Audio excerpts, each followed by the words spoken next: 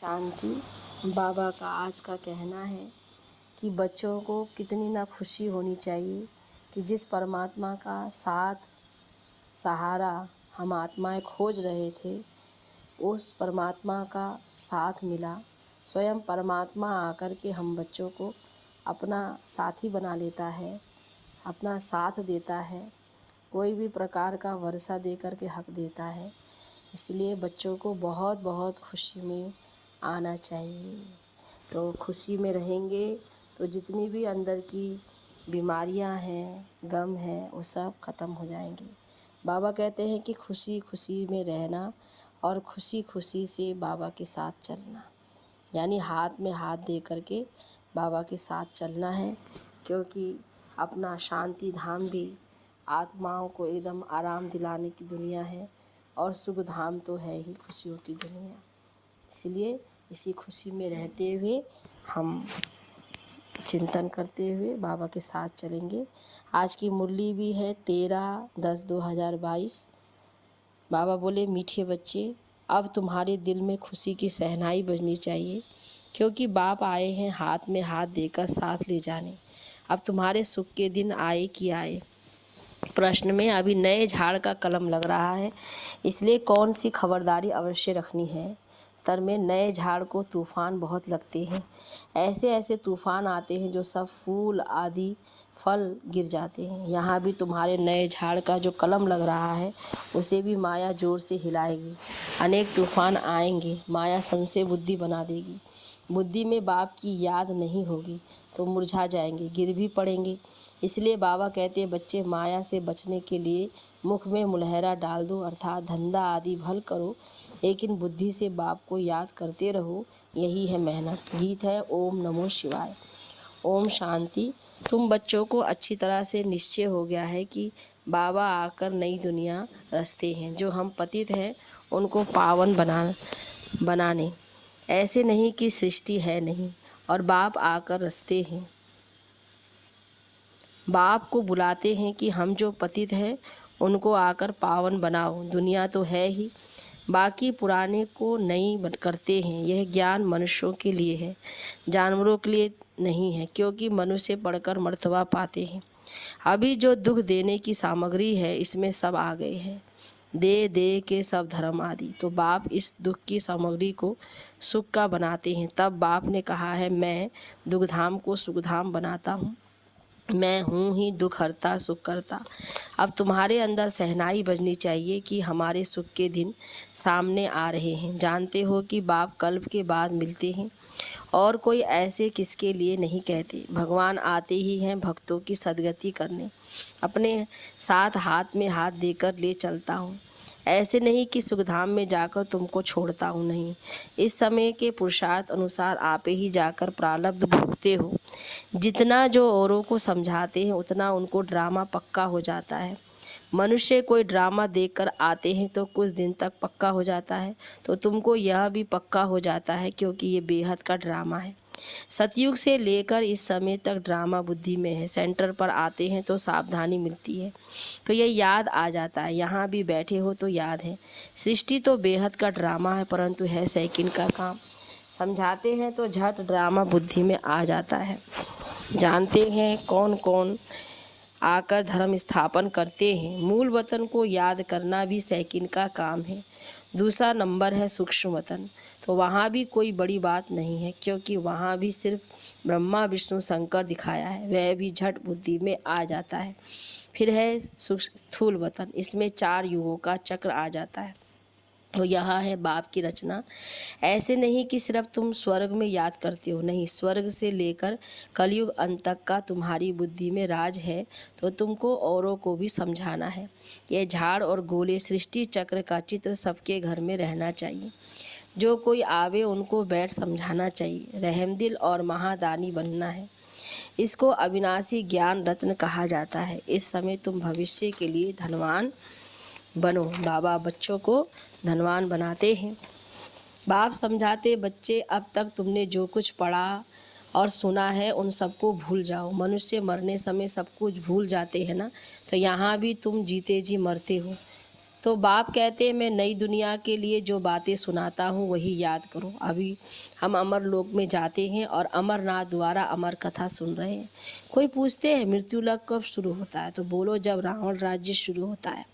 अमर लोक कब शुरू होता है, जब राम राज्य शुरू होता है। तो भक्ति की सामग्री तो ऐसी फैली है जैसे झाड़ फैला हुआ हो। अब नए झाड़ का कलम लग रहा है, तो ऐसे झाड़ को माया के तूफान देखो कितने लगते हैं। जब तूफान लगता है तो बगीचे में जाकर देखो कितने फल फूल गिरे हुए होते, थोड़े बच जाते हैं। यहाँ भी ऐसे ही है, माया के तूफान आने से और बाबा की याद ना रहने से मुरझा जाते हैं। कोई तो गिर पड़ते हैं। हाथ मताई का खेल है ना, कि मुख में मुलहरा डालते थे।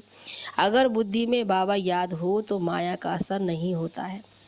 बाबा ये थोड़ी कहते हैं कि धंधा आदि ना करो, धंधा आदि करते बाप को याद करो, इसमें मेहनत है। रजाई लेना कोई कम बात है क्या? कोई हद की रजाई लेते हैं तो भी कितनी मेहनत करनी पड़ती है। ये तो सतयुग की रजाई लेते हो, मेहनत ज़रूर करनी पड़ी। परमात्मा को ज्ञान का सागर कहा जाता है। जानी जाननहार नहीं, जानी जाननहार मतलब थॉट रीडर, यानी अंदर को जानने वाला। वास्तव में यह भी एक रिद्धि सिद्धि है, उससे प्राप्ति कुछ नहीं। अगर उल्टा भी लटक जाए तो भी प्राप्ति कुछ नहीं। आजकल तो आग से भी पार करते हैं। एक सन्यासी था, उसने आग से पार किया। सुना है सीता ने आग से पार किया था, ये भी आग से पार करते हैं। अब ये सब दंत कथाएं हैं। वह कह देते शास्त्र अनादि है, कब से? तारीख तो कोई है नहीं, दूसरे धर्मों की तारीख है, उससे हिसाब लगाया जा सकता है। जैसे कहते हैं क्राइस्ट के 3000 वर्ष पहले भारत हेवन था, परंतु हेवन में क्या था ये नहीं जानते। झाड़ का राज तुम्हारी बुद्धि में है। तुम वर्णन कर सकते हो कि इस वृक्ष का फाउंडेशन कैसे लगा, फिर कैसे वृद्धि को पाया। जब फूलदान बनाते हैं, फ्लावर वाज, तो ऊपर में फूल बनाते हैं। यहाँ भी ऐसे है। पहले देवी देवता धर्म का तना था, पीछे ये सब धर्म तने से निकलते हैं, अर्थात उनकी प्रजा का फ्लावर दिखाते हैं। अब विचार करो कि यह हर एक धर्म जब आता है तो फूलों का बगीचा था। ये एक धर्म गिरती कला पीछे आती है, अर्थात पहले गोल्डन, सिल्वर, कॉपर, अब आयरन में है। पढ़ाई तुम्हारी बुद्धि में होना चाहिए। नॉलेजफुल बाप बैठ वृक्ष और ड्रामा का फुल नॉलेज देते हैं। इस कारण परमात्मा को ज्ञान का सागर बीज रूप कहा जाता है। ये मनुष्य सृष्टि का बीज रूप है जो ऊपर में रहता है, जो इनकॉर्पोरियल वर्ल्ड आत्माओं की है। उनको ब्रह्मांड ब्रह्मलोक कहते हैं, जहाँ आत्मा अंडे मिसल रहती है। साक्षात्कार भी करते हैं। आत्मा बिंदी रूप है। जैसे फायर फ्लाई मतलब जुगनू जब इकट्ठे उड़ते हैं तो जगमग होती है, परंतु वह लाइट कम है तो आत्माएं भी इकट्ठी उड़ेंगी। इस छोटी सी बिंदी में 84 जन्मों का पाठ भरा हुआ है। बाबा तुमको सारे ड्रामा का साक्षात्कार कराते हैं। जिस ड्रामा के अंदर आत्मा एक्टर है और एक्टर्स को इस ड्रामा का पता नहीं है। तुमको याद करना है एक बाबा को, दूसरे नॉलेज को। ज्ञान तो सेकंड का बहुत सिंपल है, परंतु ज्ञान शुरू कब से हुआ विस्तार करना पड़ता है, क्योंकि भूल जाता है। माया के विघ्न भी पड़ते हैं, शारीरिक बीमारी आ जाती है। आगे कभी बुखार नहीं हुआ होगा, ज्ञान में आने के बाद फिर बुखार हो जाता है तो संशय पड़ जाता है कि ज्ञान में तो बंधन खलास होने चाहिए, परंतु बाबा तो कह देते ये बीमारी और आएगी, हिसाब किताब भी चुकतो करना है। भक्ति में मनुष्य 9 रत्नों की अंगूठी पहनते हैं, बीच में वैल्यूबल रत्न लगाते हैं। आजू बाजू कम कीमत वाले, कोई रत्न 1000 वाला होता है, कोई 100 वाला। बाबा कहते ये हीरे जैसी अमूल्य जीवन है तो सूर्यवंशी में जन्म लेना चाहिए। सतयुग का महाराजा महारानी और त्रेता के अंत का राजा रानी, कितना फ़र्क होगा। ये ड्रामा की कहानी औरों को भी समझानी है। आओ तो हम आपको समझाएं कि 5000 वर्ष पहले एक बहुत अच्छा देवताओं का राज्य था। उन्होंने ये पद कैसे पाया। लक्ष्मी नारायण जो सतयुग की राजाई लेते हैं, उन्हों के 84 जन्मों की हिस्ट्री ज्योग्राफी सुनाएं। ऐसे ऐसे टेम्पटेशन प्रलोभन देकर उन्हों को अंदर में ले आना चाहिए। सेकंड की कहानी है, परंतु है पद्मों की। कहाँ भी तुम जा सकते हो, कॉलेज में, यूनिवर्सिटी में, हॉस्पिटल में जाओ तो कहना चाहिए कि तुम कितना बीमार पड़ते हो। हम आपको ऐसी दवाई देंगे जो 21 जन्म बीमार ही नहीं पड़ेंगे। आपने सुना है कि परमात्मा ने कहा है मन मना भव। तुम बाप को याद करोगे तो विकर्म विनाश होंगे और कोई नए विकर्म होंगे ही नहीं। तुम एवर हेल्दी वेल्दी बन जाएंगे। आओ तो हम परमात्मा परमपिता की बायोग्राफी बताएं। परमात्मा को सर्वव्यापी कहना कोई ये बायोग्राफी थोड़ी है, ऐसे ऐसे समझना चाहिए, समझाना है। अच्छा, आज तो भोग है, गीत धरती को आकाश पुकारे। इसको कहा जाता है पुरानी झूठी दुनिया। इसको रौरव नर्क कहा जाता है। गीत भी अच्छा है कि आना ही होगा। प्रेम की दुनिया में, सूक्ष्म वतन में भी प्रेम है ना। देखो ध्यान में खुशी खुशी जाते हैं। सतयुग में भी सुख है, यहाँ भी कुछ नहीं है। तो इस दुनिया में वैराग आना चाहिए। सन्यासियों का तो हद का वैराग, तुम्हारा है बेहद का वैराग। तुम्हें तो सारी दुनिया को भूलाना है। बाबा ने बॉम्बे में एक पत्र लिखा था।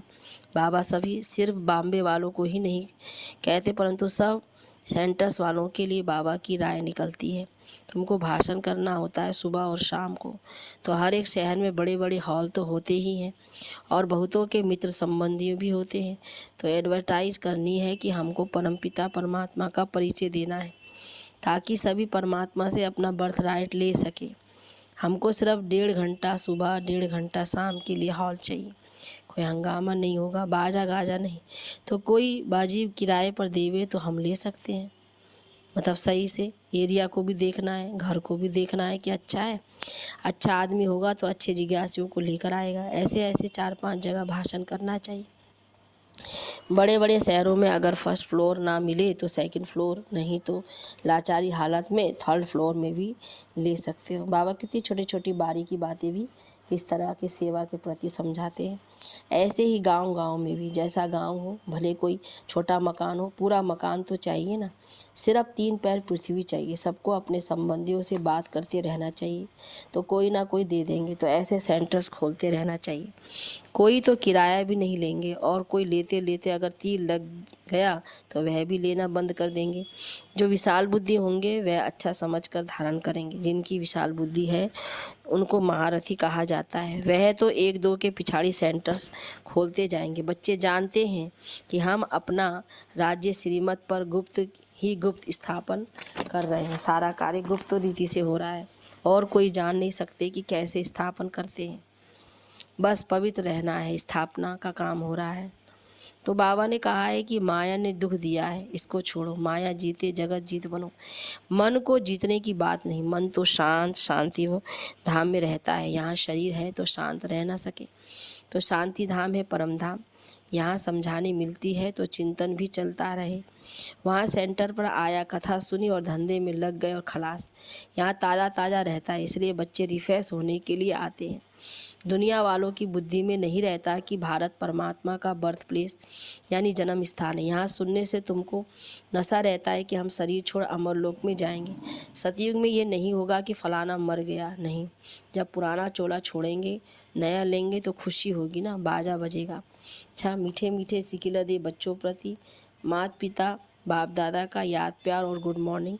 रूहानी बाप की रूहानी बच्चों को नमस्ते, रूहानी बच्चों की रूहानी बाप दादा को गुड मॉर्निंग, नमस्ते बाबा नमस्ते। धारणा के मुख्य सार, इस बेहद की दुनिया से वैराग रस, इसे बुद्धि से भूलना है।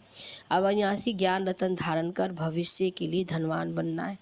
दूसरा, नई दुनिया के लिए बाप जो बातें सुनाते हैं वह याद रखनी है, बाकी सब पड़ा हुआ भूल जाना है। ऐसा जीते जी मरना है। वरदान, कल्याणकारी युग में स्वयं का और सर्व का कल्याण करने वाले प्रकृति जीत माया जीत भव। इस कल्याणकारी युग में कल्याणकारी बाप के साथ साथ आप बच्चे भी कल्याणकारी हो। आपकी चैलेंज है कि हम विश्व परिवर्तक हैं। दुनिया वालों को सिर्फ विनाश दिखाई देता, इसलिए समझते हैं ये अकल्याण का समय है, लेकिन आपके सामने विनाश के साथ स्थापना भी स्पष्ट है। और मन में यही सुभावना है कि सब अब सर्व का कल्याण हो। मनुष्य आत्माएं तो क्या, प्रकृति का भी कल्याण करने वाले ही प्रकृति जीत माया जीत कहलाते हैं। उनके लिए प्रकृति सुखदायी बन जाती है। स्लोगन में, न्यारे प्यारे होकर के कर्म करने वाले ही संकल्पों पर सेकंड में फुल स्टॉप लगा सकते हैं। न्यारे प्यारे होकर कर्म करने वाले ही संकल्पों पर सेकंड में फुल स्टॉप लगा सकते हैं।